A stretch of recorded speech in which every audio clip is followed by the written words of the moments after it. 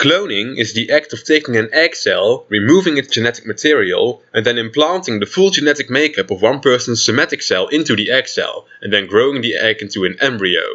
From this point on, we need to distinguish two types of cloning: reproductive cloning and therapeutic cloning.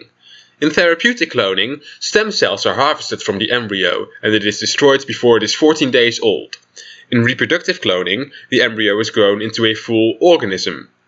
Let's review reproductive cloning first. There are a number of reasons why people would want to do this. For example, for the advancement of science.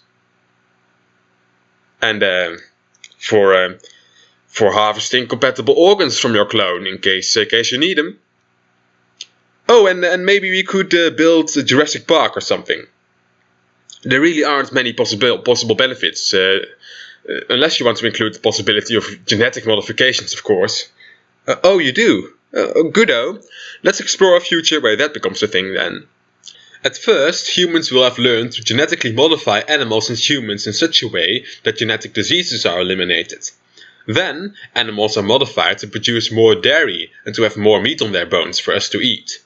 Then animals will be made that are incapable of feeling pain, or any emotion really, on which it will be accepted to experiment without boundaries. Human modification is next on the list. We can make ourselves smarter, stronger and better looking. As long as you happen to live in one of the wealthy countries, of course. In rich countries, uniform superhumans are being made, that are equally as brilliant, strong and attractive, making the gap even greater between the capabilities of children with wealthy parents and those with parents too poor to avoid the genetic upgrade.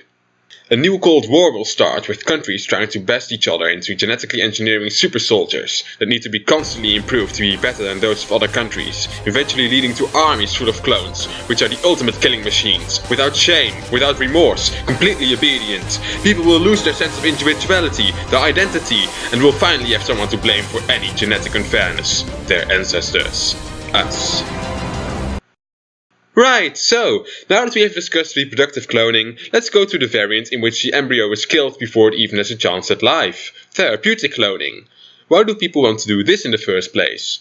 Well, therapeutic cloning shows great promise when it comes to stem cell research. It could one day be possible, for example, to create tissue from cloned stem cells that can be safely transplanted into patients without having to worry about the tissue being incompatible and getting rejected.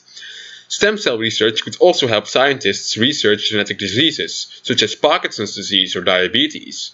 There are also a bunch of nasty diseases which could be solved by cell replacement therapy through stem cell research. The major problem with this is that therapeutic cloning is not the only way to get stem cells. You could also just, grow them by modifying somatic cells back into stem cells. But hey, using clones and using embryos sure is quick. Lovely. Whether you find there to be a problem with therapeutic cloning largely depends on whether you see embryos as alive or just as a tool that can be used. What may shed some light on this matter is the following. When someone close to you dies, you mourn their loss.